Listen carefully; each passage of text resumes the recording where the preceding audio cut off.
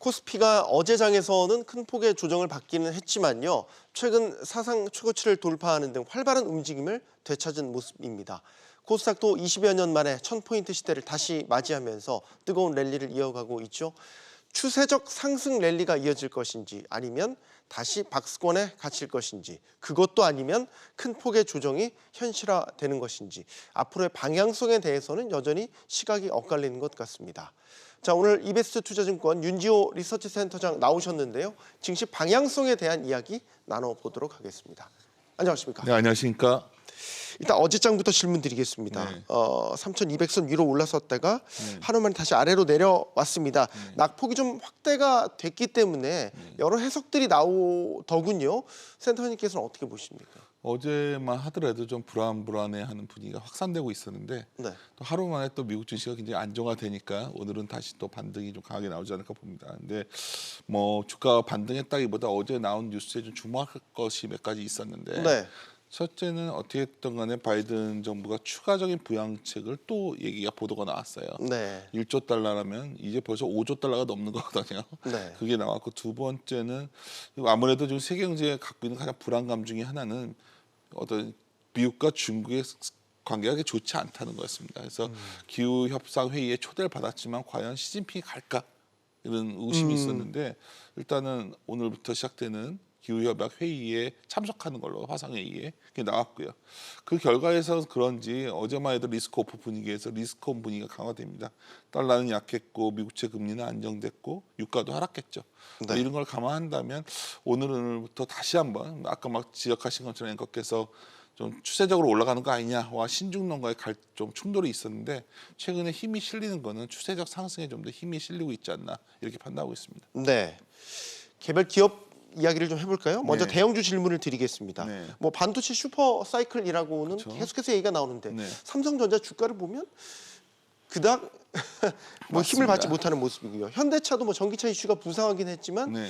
주가 흐름만 본다면 영 재미를 보지 못하는 것 같고요. 실질적으로 최근 흐름을 보면 지수는 역사적 고점을 넘어갔었는데 종가 기준으로 네. 연초에 있었던 어떤 그런 대형주들의 흐름은 여전히 부진한 흐름입니다. 많은 일반 투자자분들이 그런 대형주 삼성전자라던가 현대차라던가 이런 종목들을 많이들 사셨기 때문에 네. 배터리 주식이라던가. 근데 이제 제가 보통 이랬을 때 많이들 말하는 게 좋아지고 있고 매일 신문 헤드라인에는 반도체 슈퍼 사이클 얘기가 나오는데 왜 못 올라가지 이런 의심이 들 것 같습니다. 상식적으로는 이해가 안 돼요. 근데 보통 이거 갖다가 과거에도 이런 사례가 있었기 때문에 보통 기정사실화 현상이라고 그러거든요. 안 그래- 기정사실화 현상. 네.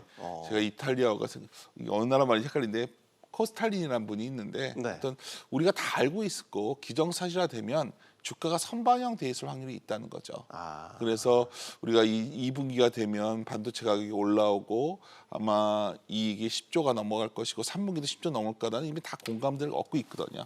지금 궁금한 거는 현재 주가 수준과 앞으로의 추가적인 어떤 동력이 있는가입니다. 근데 예를 들어서 지금 최근 주가가 올라오다 보니까 삼성전자가 보통 PBR로 2배 정도가 왔어요. 네. PBR 2배가 왔던 적은 2006년에 왔었거든요.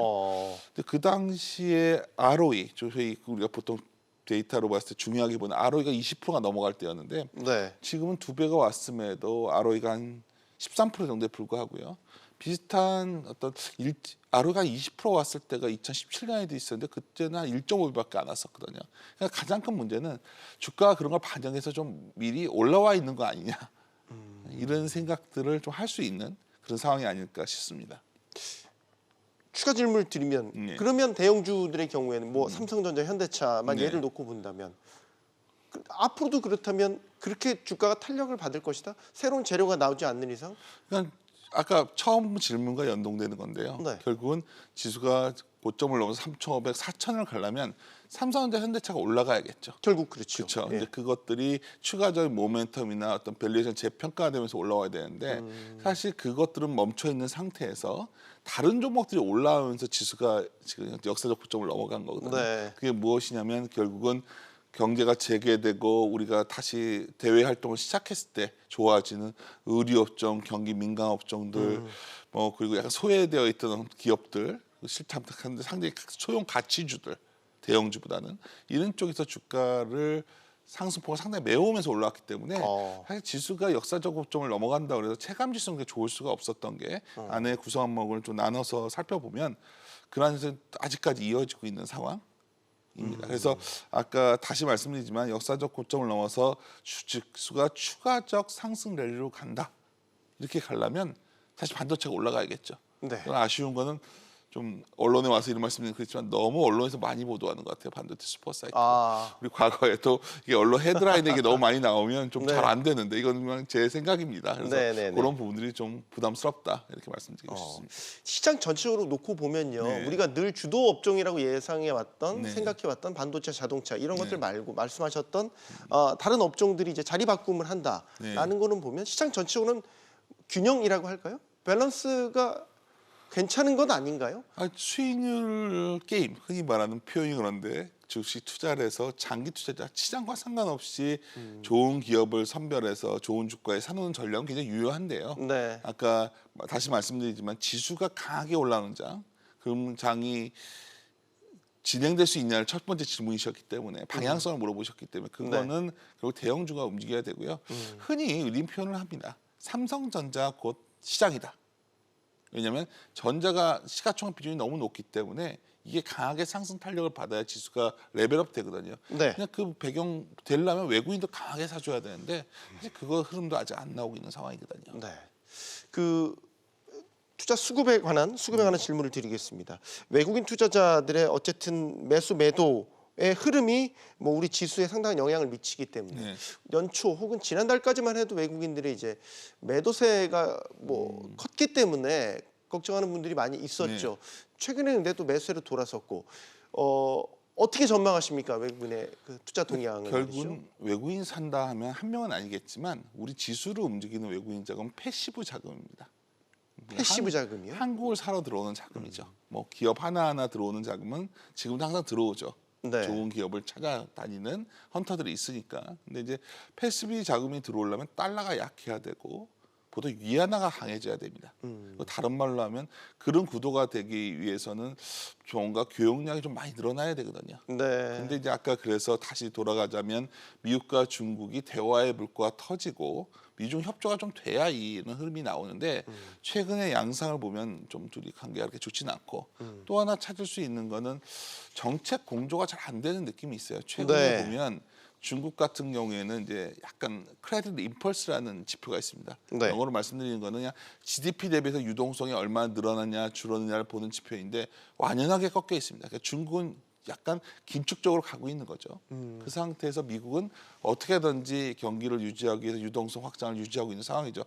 뭐 항상 나올 때 파웰 의장은 항상 좋은 말을 하고 있거든요. 네. 근데 공교롭게도 어제 보도에 따르면 캐나다 BOC 총재, 중앙은행 총재는 어떻게 본다면 테이퍼링 축소 가능성을 이미 내비쳤습니다. 그러니까 제가 드리고 싶은 말씀은 올해 추세적 상승이 가능하기 위해서 하나의 변수만 뽑을 게 뭐냐 저한테 물어본다면 예. 외국인이 돌아오고 이런 건 결국은 정책에 대한 불확실성이 좀 완화돼야 됩니다. 해소돼야 되는데 아직까지는 이 나라는 이런 정책을 취하고 저런 나라는 저런 정책을 취하고 뭔가 좀 불협화음이 나오는 느낌을 갖고 있고요. 네. 그래서 그런지 하루는 외국인이 사는 것 같이 보이다가 다음에는 안 사는 것처럼 보이고 이런 현상이 나오는 건 결국은 정책 방향성이 불일치하기 때문이 아닐까 저는 조심스럽게 말씀드리고 싶습니다. 그래서 알겠습니다. 하나 말씀드리자면 예. 금리가 하향 안정화되는 때는 괜찮은데 금리가 올라가는 흐름, 그건 달러가 강해지는 흐름이기 때문에 그 흐름은 좀 시장에는 악영향을 줄 수 있어요. 우리 시장에는 그것만 좀 체크하시면서 매일매일 바라보시면 좋을 것 같습니다. 네.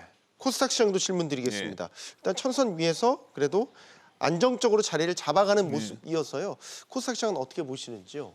결국 그래서 대안이 코스닥이 되고 있는 게 아닐까 싶습니다. 대안이 코스닥이. 물론 네. 뭐 바이오 비중이 높고 이런 건 있지만 예를 들어서 자동차에서도 전장 관련된 기업들을 많이 찾는 분위기거든요. 그러니까 현대차는 좀 멈춰 있지만 그 전장 관련 기업이 뭐가 있을까요? LG전자 같은 게 됐겠지만 중소형주도 많이 있고 반도체 같은 경우에도 반도체는 좀 주춤하지만 관련된 장비나 소재주 쪽으로는 상당히 흐름을 타고 있는 거죠. 그래서 그런 중소형주의 어떤 성장성이나 좀 관료 매력이 있는 종목을 찾는 전략이 코스닥에 그나마 유리하기 때문에 그러한 흐름은 좀 더 이어지지 않을까 저는 그렇게 판단하고 있습니다. 네. 마지막 질문은 가장 쉬우면서도 어려운 네. 질문을 드리겠습니다. 긴 호흡으로 봤었을 때 네. 올해 시장을 작년과 같이 랠리를 비교해 본다면 기대를 해봐도 좋은지 아니면 눈높이를 낮춰야 되는 건지 아니면 경계를 해야 되는 건지. 저희가 좀 빈다간 전략을 제시했기 때문에 좀 조심스럽지만 저희는 좀 신중한 입장입니다. 올해 시장은. 네. 작년에 너무 빨리 달려왔기 때문에 올해는 어느 시점에서는 굉장히 시장이 좀 답답한 흐름을 보일 거로 보고 있고요. 오히려 경기가 정상화되고 좀 뭔가 글로벌 경기가 다 같이 좋아지는 계기, 백신 이후의 경제는 아마 내년 이후의 시장이 아닐까 저는 이렇게 조심스럽게 판단하고 있습니다. 만약에 코로나19 회복세가 예상보다 빨라진다면 시각을 좀 더 긍정적으로 봐도 되는 것 아닙니까? 빨라지면 빨라지는 대로 정책이 어떤 우리가 유동성을 약간 축소하는 그런 전략을 갈 수 네. 있기 때문에 올해는 그런 여러 가지 이슈가 충돌하는 구간이고요. 결국은 아까 중요한 지적을 하셨는데 결국 우리가 코로나 이후의 세계를 준비한다면 지금 우리가 계속해서 늘려가야 될 기업들은 어쩌면 대외 활동을 했을 때 좋아질 기업들, 뭐 그런 기업들이 아닐까. 언택트보다 컨택트 쪽 기업들이 장기적으로 유리한 국면에 가고 있다. 저는 이렇게 판단하고 있습니다. 알겠습니다. 자, 오늘 말씀 여기까지 듣겠습니다. 이베스트 투자증권 윤지호 리서치 센터장과 이야기 나눠봤습니다. 감사합니다. 감사합니다.